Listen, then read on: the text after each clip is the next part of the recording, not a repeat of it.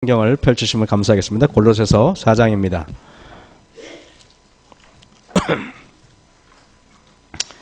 골로새서 4장에 있는 말씀 3절부터 있는 말씀을 좀 6절까지만 우리 교독으로 말씀 봉독하겠습니다. 제가 먼저 읽어드리겠습니다. 골로새서 4장 신약성경입니다. 4장 3절입니다. 또한 우리를 위하여 기도하되 하나님이 전도할 문을 우리에게 열어주사 그리스도의 비밀을 말하게 하시기를 구하라. 내가 이것을 인하여 매임을 당하였노라.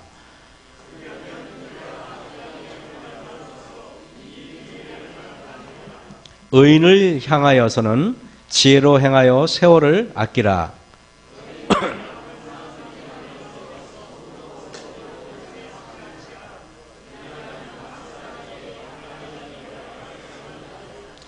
네, 오늘은 내일부터 전도회니까 전도에 관해서 제가 말씀을 안 드릴 수가 없습니다.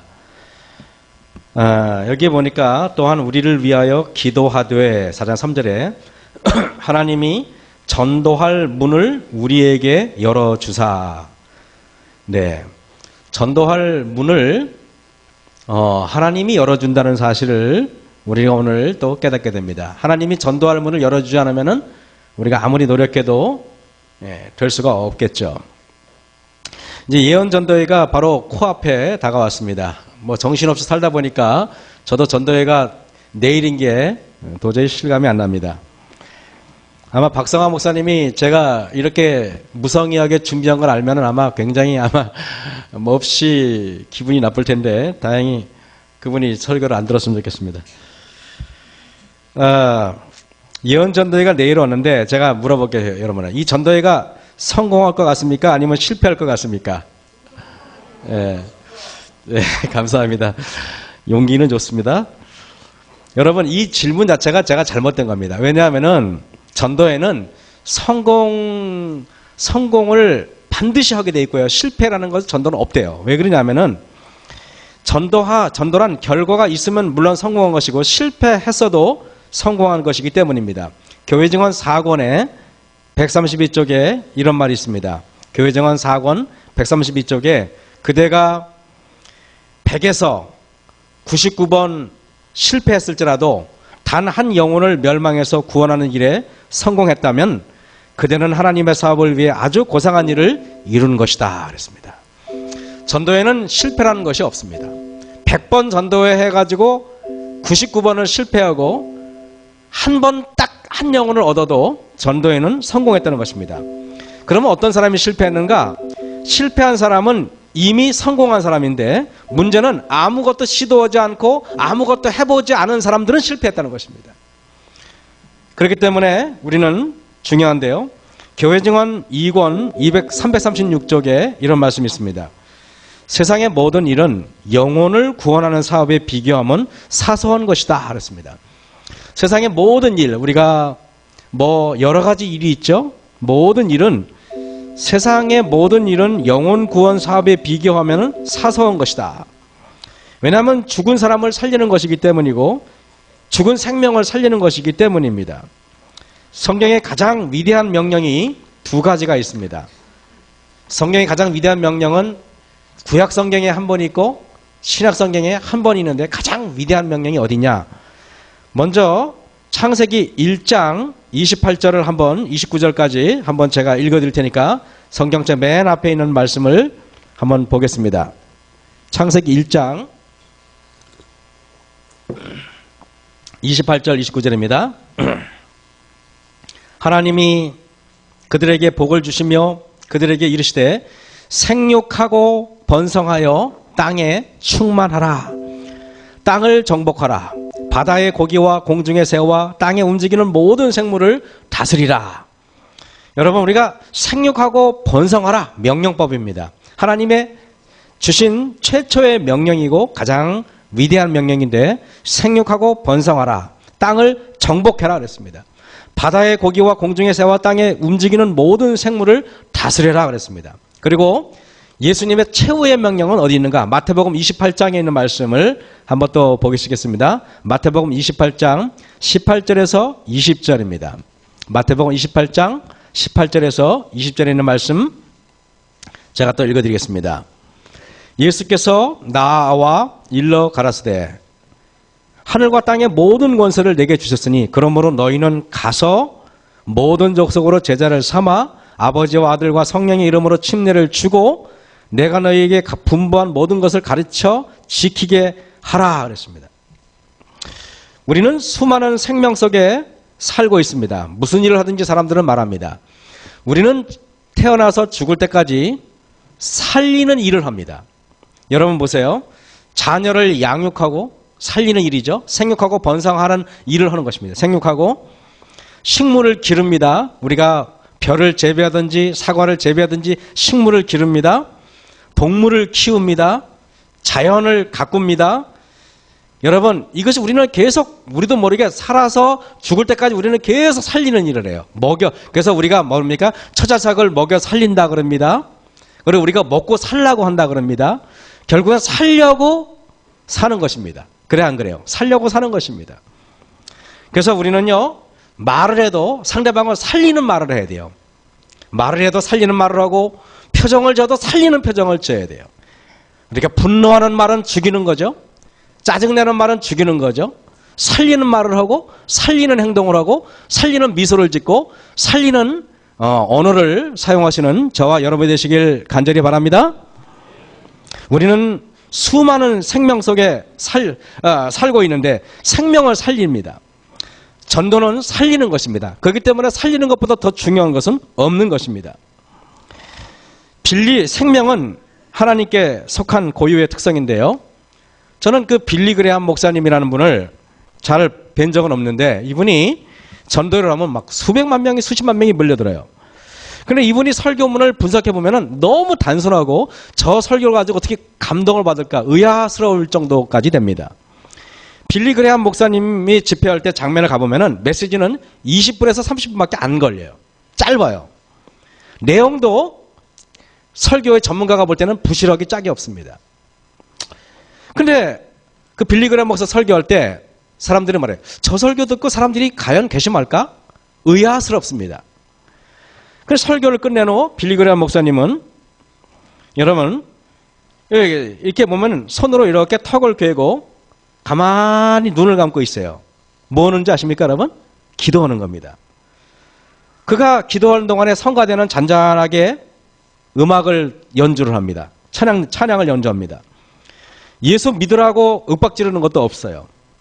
지금 이 시간 예수를 안 믿으면 지옥 간다고 협박하는 것도 없습니다. 과연 저 설교를 듣고 움직일까 사람들이?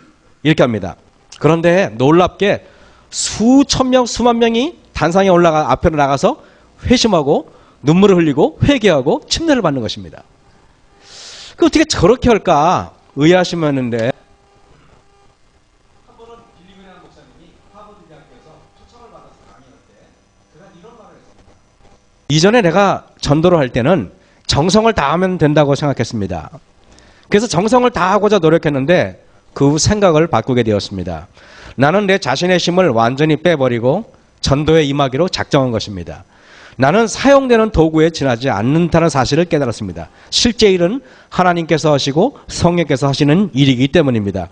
저는 그냥 제가 전도하려고 애쓰지 않고 제가 구두자를 만들려고 애쓰지 않고 하나님께서 시키는 대로 그냥 하고 하나님께 다 맡기니까 너무너무나 편하게 전도를 합니다. 이런 얘기를 합니다.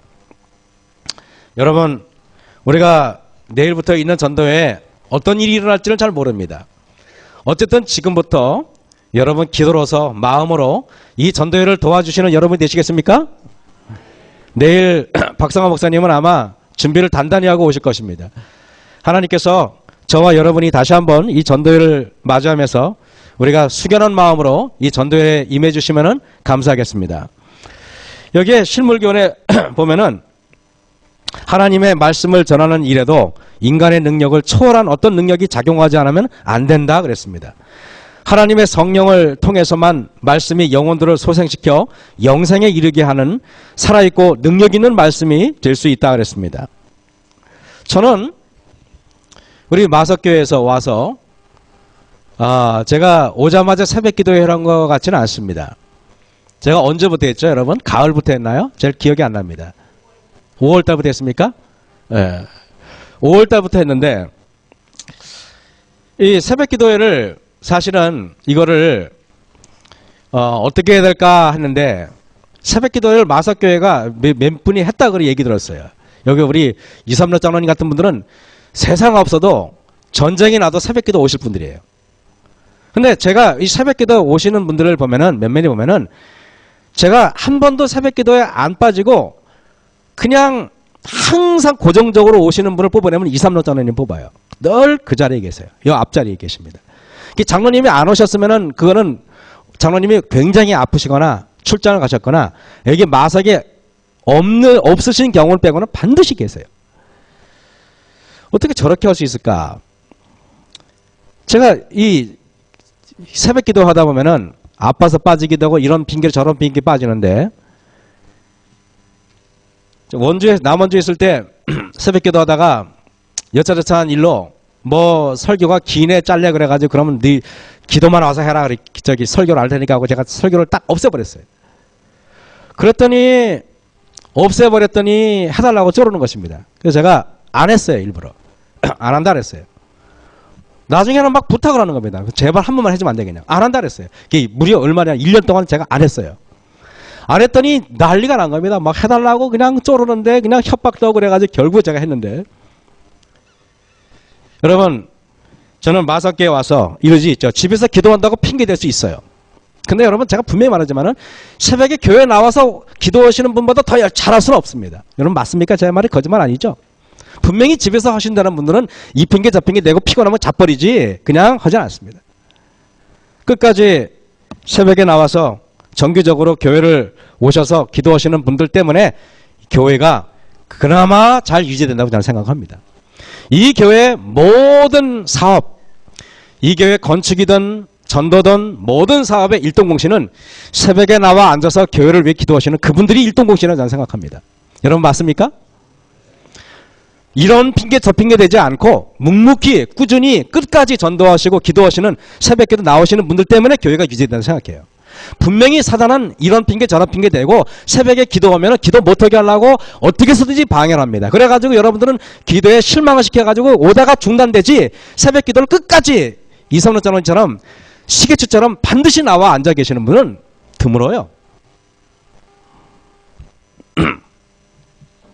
하영판 장로님이 설교 중에 이런 말을 하더라고요. 여러분 만약에 제가 그분이 말입니다.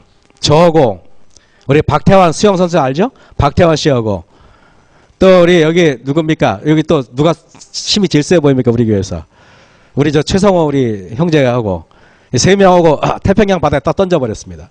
던지면 누가 제일 바다에서 오래 버틸 것 같아요? 누가 태평양에 던지면 누가 바다에서 제일 오래 물에 빠져 죽지 않고 버틸 것 같습니까? 말 잘하는 사람이요? 박태환 씨가 제일 오래 있겠죠. 그 다음에 누굽니까? 그 다음에 분명히 저보다는 우리 최성호 씨가 아마 살집도 있고 그래서 더 오래 있을 것 같아요. 그 다음에 아마 저인데 결국에는 다 세 명 다 빠져 죽어요? 안 죽어요? 다 죽어요. 왠지 아십니까? 물고기가 아니기 때문에 빠져 죽는 것입니다. 물고기가 아니기 때문에 결국에는 바둥바둥 되다가 죽는데 그분이 말하기를 이렇게 말하더라고요. 이와 마찬가지로 우리가 예수님이 정말 좋고 하나님이 좋으면은 전도도 하지 말래도 할 거고 새벽 기도도 하지 말라고 할 텐데 내가 물고기가 아닌 이상 물에 있어서 하는 것이 허우적되기 힘들듯이 내가 정말 예수님을 사랑한다면은 새벽 기도 오는 것이 행복하고 교회에 오는 것이 행복하고 즐겁다는 것입니다. 여러분 억지로 오는 것이 아니라 즐거워서 하는 여러분이 되시길 간절히 바랍니다. 그래서 저는 그럴지라도 우리 즐거워서 하는 사람들은 절대 대가를 바라지 않습니다. 내가 새벽기도 왔으니까 나를 알아달라고 외치지도 않습니다. 강요할 필요도 없습니다. 싫은 것 억지로 하면 그것이 율법주의입니다. 우리가 교회 봉사도 마찬가지라고 저는 생각을 합니다. 제가 알고 있는 여러 믿음의 형제 중에서 용산교회에 우리 특별한 집사님들 많잖아요. 여집사님들. 성경절을 막 3000절 외우고 이런 분들 있잖아요. 그죠? 또 제가 알기로는 오봉숙 집사님 저기 산림동산에 성경절을 4000절 외우신 분이 있어요. 근데 이분들은 특징이 있어요. 성경절을 이렇게 몇천 절을 외우다 보니까 나중에는 전도 안 하면 못 견디는 것입니다. 전도를 억지로 하는 게 아니라 막 남산에 새벽 4시에 올라가가지고 막 전도한대요. 그 김공자 지사님 말씀은 자기가 새벽에 막 4시 반, 5시에 되면 남산에 올라가면은 막 지나가는 막 남자들 막 손 붙잡고 막 한대. 그러면은 이게 자기도 모르게 그냥 그 사람들 손 덥석덥 잡아도 아무렇지도 않다는 것입니다. 그래가지고 몇십 명을 교회로 인도하는데 여러분 참 희한해요. 저는 이거 보면서 혹시 손현보 목사님이라는 분 우리 개신교회 세계롭게 부산에 있는 목사님 혹시 아시는 분 있습니까? 손 들어보세요. 아시는 분 있습니까? 그분이 쓴 책에 보면은 전도가 너무 쉬워요라는 책이 있어요. 이게 전도가 쉽다는 말이 사실 저도 어렵습니다. 근데 그분이 여기에 부임 당시 교인이 20명, 30명이었어요. 지금은 몇 명인지 아십니까? 제가 2010년에 그 교회를 방문을 했어요. 그 부산 세계력교회인데 가봤더니 6,000평 대지 위에 교회를 졌는데 교인 수가 그 당시 3,000명인데 지금은 4,000명, 5,000명이에요. 20명에서 시작했는데 이 목사님께서 어느 날 하나님께 말씀을 달라고 기도했대요. 근데 이분이 기도를 5분 하면은 기도할 수 없다고 고백하잖아요. 보통 우리가 기도를 5분 하는 것도 쉽지 않잖아요. 그런데 이분이 어느 날 새벽 기도를 하려고 하는데 어느 순간은 이렇게 자기 안에서 말로 표현할 수 없는 기쁨이 막 울음으로 터져 나왔다고 그래요. 그러면서 갑자기 하나님이 나를 사랑한다는 생각이 들면서 이분이 갑자기 뜨거워졌습니다. 그리고 나중에 이분이 이래요. 한 번은 이분이 경험담을 하는데 그 교회 20명 30명 나오는 교회 권사님이 교회 안식이 토요일 날 일요일 날인데 예배 늦게 오더라는 것입니다. 어떤 적이 안 오신대요. 그게 왜 안 오냐 그랬더니 고추 농사를 하는데 이게 너무 바쁘니까 교회를 안 나온다는 것입니다. 그 목사님이 어떻게 했냐면은 밤중에 낫을 들고 가서 고추에 있는 거기 있잖아요. 고추대에 있는 그 고추를 다 베어버렸대. 고추를 다 베어버렸대. 그 다음날 권사님이 가보니까 자기 고추밭에 고추가 다 베어져 있는 겁니다. 누가 이게 그랬냐 그랬더니 그냥 막 이 권사님이 그냥 당장 그냥 죽일 듯이 막 덤벼드는데 목사님이 가서 그랬대요. 내가 베어버렸다 그랬대요. 그들이 깜짝 놀랐습니다. 아니 목사님이 와서 고추 농사 잘 되게 기도를 못 해줄 망정 고추를 다 고추밭에 베어버렸다니까 얼마나 화가 나겠습니까? 그 권사님이 뭐 화가 나니까 그 목사님 하시는 말씀이 권사님이 고추 농사 때문에 교회 못 오실 바에는 차라리 고추 없는 게 낫죠. 그게 내가 다 베어버렸습니다 그랬더라고요. 만약에 제가 여러분한테 농사 바쁘다가 아마 가서 그냥 뭐 배추 마시고 뭐고 다 망쳐버렸기 때문에 여러분들 아마 어떻게 나올까 좀 걱정이 됩니다. 한 번은 이분이 이런 분이에요. 결국에는 권사님 회개하고 눈물 흘리고 교회 열심히 다녔다 그래요. 나는 그 성도들이 참 생각이 참 다르다는 생각이 들었는데 한 번은 이분이 이제 15가구가 사는 그 동네에 한 집을 딱 전도로 갔는데 근데 아무리 가도 그 집이 없대요. 3시에 가도 없고 4시에 가도 없고 매주 가는데 없다는 것입니다. 그 5시에 가도 없다는 것입니다. 그래서 밤에 9시에 갔대요. 밤에 9시에 갔는데 불이 꺼져 있더래요. 불이 꺼져 있었는데 뭐 텔레비 보는 것처럼 그러더래요. 그래가지고 문을 확 열고 들어왔더니 두 부부가 세상에 속옷바람으로 TV 보고 있다가 깜짝 놀래가지고 그래가지고 후다닥 나왔대요. 이 목사님이 나왔는데 그래가지고 그 다음날 아침에 밥 먹으려고 그랬더니 어저께 갑자기 오니까 그 남편이 화가 났나 봐요. 왜냐면은 속옷바람으로 이렇게 텔레비 보고 있다가 갑자기 들어오니까 얼마나 민망하겠습니까, 여름에. 그래가지고 도끼를 들고 이 목사님을 죽인다고 도끼를 들고 막 온 것입니다. 도끼를 들고 난리가 났는데 보니까 그 어저께 밤에 찾아간 사람이래요. 그러니까 이 목사님이, 저 사람이 누구냐 그랬더니 당신이 어저께 갔던 그 집 아니냐고 봤더니 그 집이야. 그랬더니 나갔더니 이분이 도끼를 들고 그냥 뭐라고 말했냐면은 전도사면 전도사지 동네 사람 잠도 못 자게 그 시간에 속옷바람으로 자려고 하는데 한밤중에 남의 집에 말도 없이 찾아와 들이닥치면 어떻게 합니까? 그러면서 내가 다 죽여버리겠습니다. 이렇게 막 난리가 났습니다. 그래가지고 이 목사님이 손이 발이 되도록 빌었대요. 무릎을 꿇고 한 번만 용서해달라고 빌었대요. 그리고 겨우 진정시켜서 집을 보냈는데 그 다음날 또 찾아갔대요. 또 찾아가가지고 그러더래요. 당신 왜 왔어요? 그러더래요. 그래서 선생님 아무리 그래도 하나님은 믿고 돌아가셔야 되지 않겠냐. 결국에는 그 교회 여러분 장로가 되고 집사가 됐습니다. 참 대단하죠. 여러분, 과연 이게 신뢰가 아닌가? 제가 여러분 누가복음 14장 23절을 한번 다 펴보시기 바랍니다. 누가복음 14장 23절. 자, 누가복음 14장 23절의 말씀 잠깐 읽겠습니다.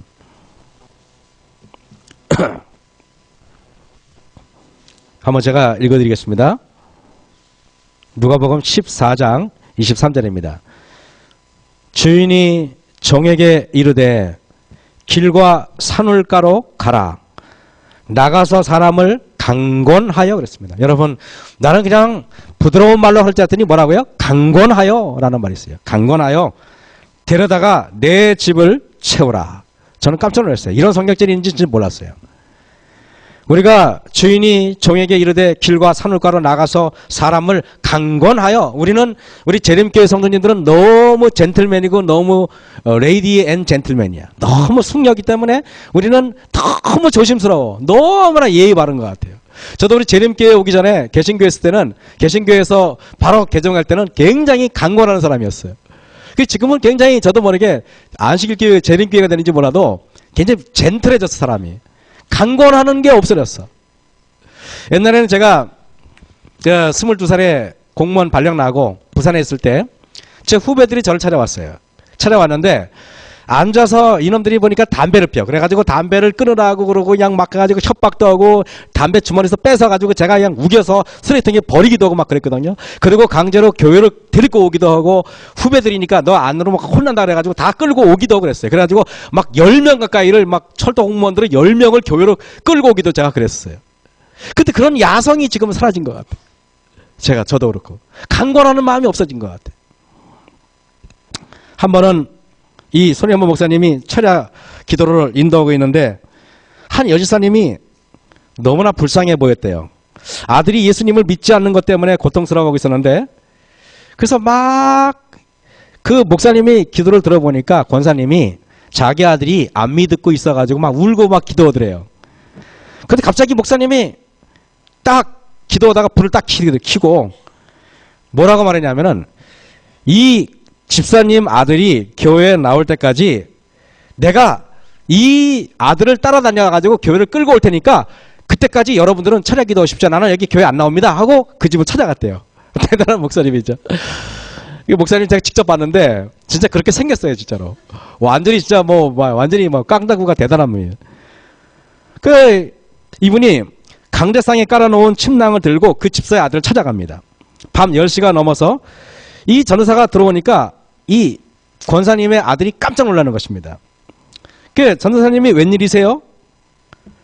손 전도사는 침착하게 말했습니다. 당신 어머님이 그렇게 간절하게 기도하시는데 조 선생님이 교회에 나오지 않으니까 제 마음이 아파서 왔습니다. 그러는 것입니다. 그들이 침낭을 깔아요? 거실에다가? 왜 그러십니까? 했더니 당신이 교회 나올 때까지 여기서 자고 먹고 할 테니까 그런 줄 아시라 그러더래요.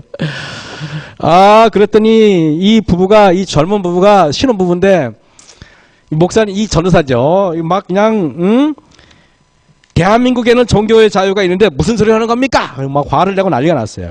그래서 묵묵히 이분이 침대를 깔고 태연하게 누워가지고 당신 나올 때까지 여기 자고 먹을 테니까 나를 쫓아낼 생각 아예 하지 마십시오.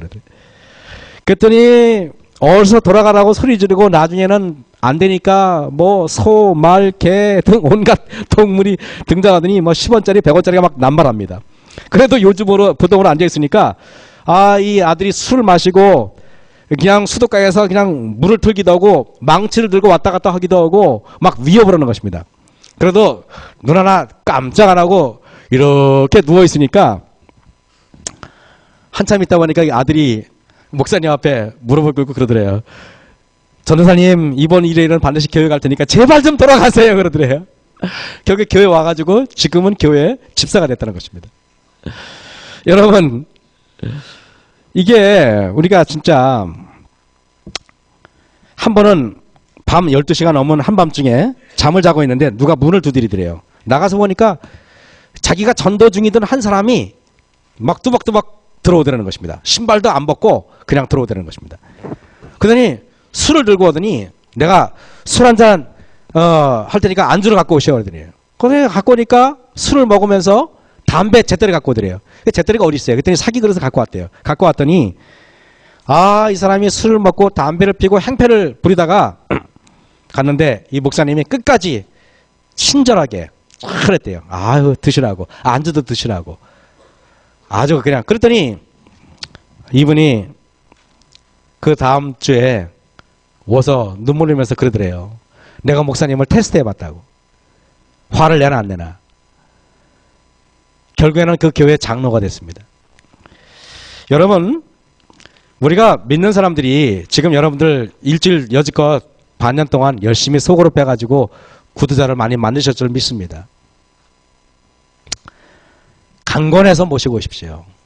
오늘 안 오셨는데 여기 우리 최선 회사님 이러시다가 인부들 난 몰랐어요. 깜짝 놀랐어요. 교회 나오시라고 막 말씀하시는데 한 분은 뭐라 그런지 아십니까?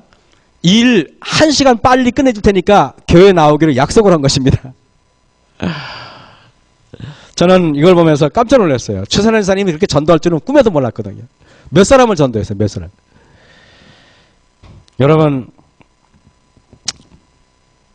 교회 증언 6권 428쪽에서 429쪽에 다른 사람에게 빛을 전하는 가장 효과적인 방법 중에 하나는 개인적인 접촉이다 그랬습니다. 개인적으로 접촉하는 것이 가장 효과적입니다. 교회 증언 6권 115쪽에는 그리스도의 사업은 주로 개인 접촉으로 이루어졌다 그랬습니다. 세 천사의 기별을 하나님께서 우리에게 주셨는데 우리는 복음을 무조건 전하기만 한다고 되는 게 아닌 것 같아요. 복음에도 과학이 있어요. 세 천사의 기별이 뭐냐면 처음에 첫 번째 천사, 두 번째 천사, 세 번째 천사의 기별은 제가 여기서 설교 중에 말씀드리기는 그런데요. 이것이 사다리처럼 연결되어 있는데 첫 번째 천사의 기별은 뭐냐면 사람들에게 사랑을 주라는 것입니다. 사람은 사랑하면 누구든지 사람은 이렇게 끌리게 돼 있어요. 이렇게 사람이 좋은 말하고 좋은 음식을 대접하고 좋은 행동을 하면 사람은 끌리게 돼 있습니다. 여러분, 손현보 목사가 심우하는 교회는 제가 갔을 때 교회가 3,000명이 되는 신자가 있었는데 목회자는 딱 3명밖에 없었어요. 저는 깜짝 놀랐어요. 3,000명 되는 교회에 목사가 3명밖에 안 되고 전도사도 없어요. 딱 목회자 3명밖에 없었습니다. 그때 그 손현보 목사한테 물어봤어요. 왜 성도가 3,000명인데 목사님이 3분밖에 없습니까? 라고 물어봤더니 그 목사님이 뭐라고 얘기했냐면은 일단은 인건비를 줄여가지고 이웃 사람들에게 선을 베푼다는 것입니다. 그리고 교인들이 목회자의 역할을 대신한다는 것입니다. 그래서 이 목사님은 이렇게 다문화 가정을 하잖아요. 그러면은 어떻게 하는지 아십니까? 만약에 베트남에서 온 부부가 있다 그러면은 그 친정에 간다 그러면은 그 부부에게 비행기 티켓을 공짜로 그냥 베트남까지 갈 수 있는 비행기 티켓을 그냥 다 대주는 거예요. 온 가족을 비행기표를 다 사주는 것입니다. 여러분, 그러기 쉽지 않잖아요. 교회에서. 그러니까 그 교회에 가면은 어려운 사람이 있으면 쌀을 무제한으로 공급해줘요. 우리는 조금 찔끔 그냥 생산만 내는 게 아니라 그냥 아예 다달이 쌀을 갖다 주는 것입니다. 제가 그걸 보면서 깜짝 놀랐어요. 정말 우리는 생산만 내고 사람들에게 낚싯밥으로만 사용하지 말고 우리는 낚싯밥은 낚싯줄에 걸리기만 하면 끝이잖아요. 마치 어장처럼 계속 매일 양식을 주는 것입니다. 이걸 보면서 우리가 앞으로 저 비전센터가 완성이 되면 이 교회가 어떤 방향으로 가야 할지를 우리에게 보여주는 것입니다. 사람은 이 세 천사의 기별 중에 첫 번째 천사는 사랑의 기별인데요. 한 번은 그러잖아요. 우리가 어떤 안식일 교인 이웃집에 장로 교인이 한 분 살았어요. 근데 그분 집에 이 개신교회 이 장로교회 다니는 그 장로님 댁에 한 번은 여호와 증인이 방문을 했다 그래요. 이 여호와 증인들은 여러분 늘 파스를 들고 다니잖아요. 여러분 책자 알죠? 파스라는 책자 있습니다. 근데 파스를 들고 이렇게 딱 들어왔더니 보통 서울 사람들 문을 다 안 열어주잖아요. 이렇게 문을 이렇게 조금 이렇게 열어보니까 여호와 증인이 파스를 들고 있으니까 이분이 됐어요 그러면서 이렇게 문을 이렇게 됐어요 하고 확 닫으려면 문을 확 열잖아요. 문을 확 열고 닫으려 그러는데 그 확 열러 제치는 통에 그 여호와 증인 저 젊은 여자가 그걸 딱 문에 맞고 거기에 이게 보면 이게 반층 알죠? 반층 1층 거기에 딱 맞고 떼굴떼굴 굴렀어요. 떨어졌습니다. 근데 그러면 사람이 딱 떼굴떼굴 구르면은 나와봐서 다친 데 없냐고 물어봐야 되는 게 사람이 아니겠습니까? 근데 그 장로교회 그분은 딱 한 다음에 다친지 뭐든지 상관없이 그냥 문을 닫아버리고 들어가 버렸는데, 근데 떼굴떼굴 굴러가 떨어진 그 여호와 증인 그 젊은 여집사는 조용히 일어나더니 막 이렇게 옷을 털더래요. 그리고 뭐 이렇게 얼핏 털고 머리를 하더니 조용히 기도하더니 눈을 감고 기도하더니 아무런 불평도 하지 않고 조용히 나와버리더라는 것입니다. 그 모습을 본 옆에 있는 사람이 그 여자를 따라가더니 내가 당장 당신 교회로 가겠다 그러고 여호와 증인 가버리더라는 것입니다. 여러분, 전도라는 게 논리로 이론으로 가는 게 아니더라고 보니까.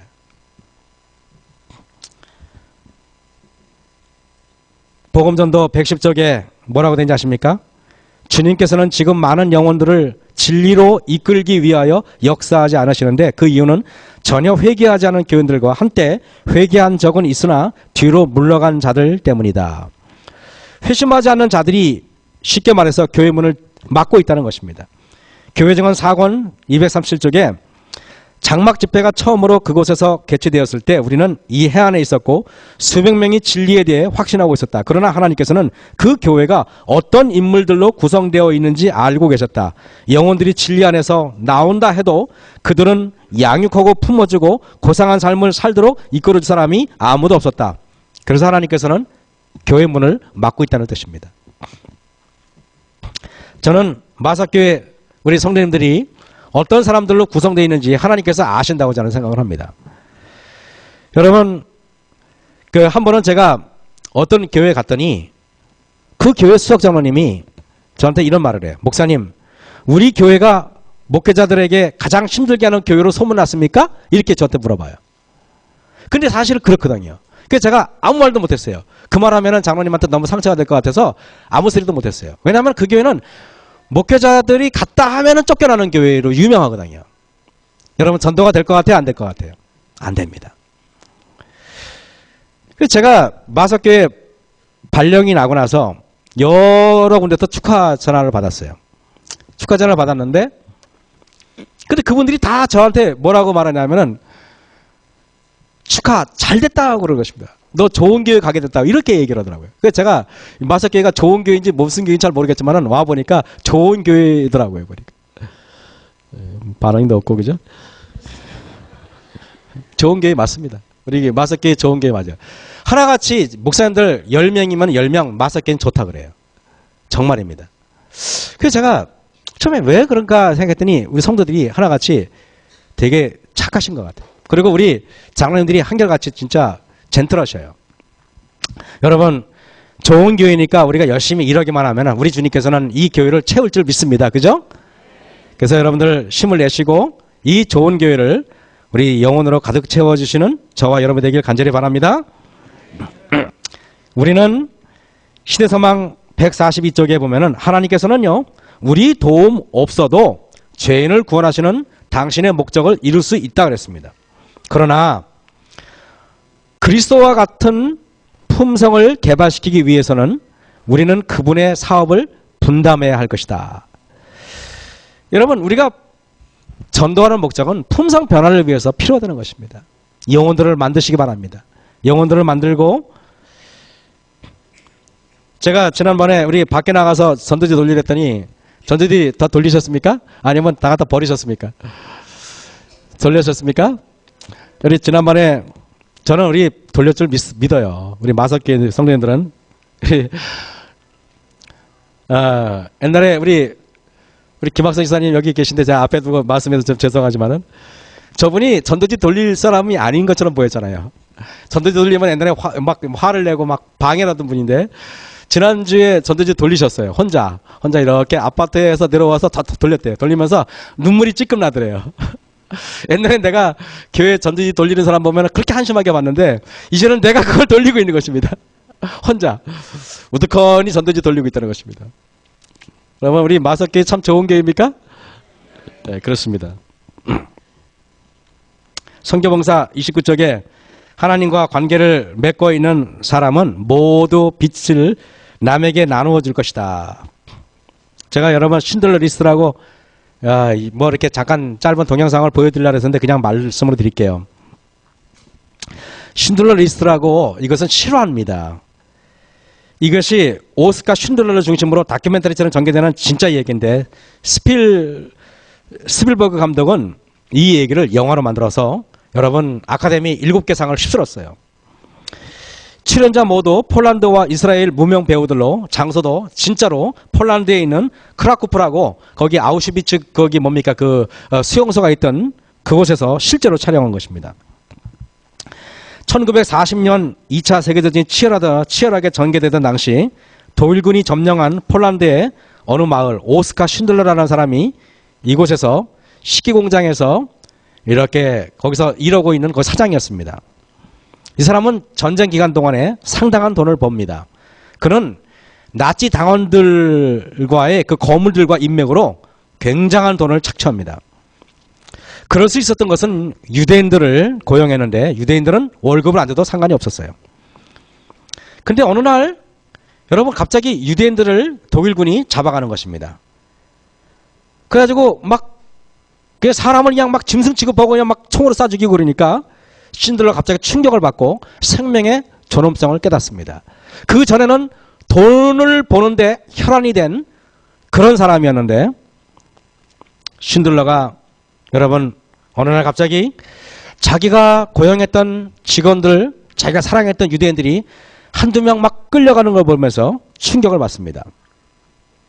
그래서 신들러라는 사람이 자기의 모든 재산을 다 팔아가지고 한 사람당 목숨값으로 얼마를 지불하고 사람을 구출하는데 하나하나 구출하는 것입니다. 그러니까 자기의 여러분 뭐 우리로 말하면 TV도 팔고 카메라도 팔고 땅도 팔고 집도 팔고 해가지고 한 사람 한 사람 사람들을 이렇게 구원하는 것입니다.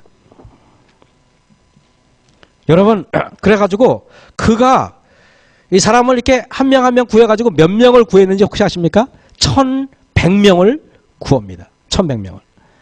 1100명의 유대인들을 다 살려요. 그리고 자기는 빈털터리가 됩니다. 싹 모든 유대인들을 구하기 위해서 자기의 자산은 다 처분해가지고 아무것도 남지 않고 다 처분합니다. 전쟁이 끝난 뒤 유대인들이 그 1000몇백 명이 모여들고 오스카 쉰들러를 보러 옵니다. 그 다음에 이 사람들이 그 당시 돈이 없으니까 이 유대인들이 금진발을 뽑아가지고 큼지막한 반지를 하나 만들어주는데 뭐라고 썼냐 하면은 이 유대인들이 이렇게 썼습니다. 한 생명을 구한 자는 전 세계를 구한 것이다 라고 썼습니다.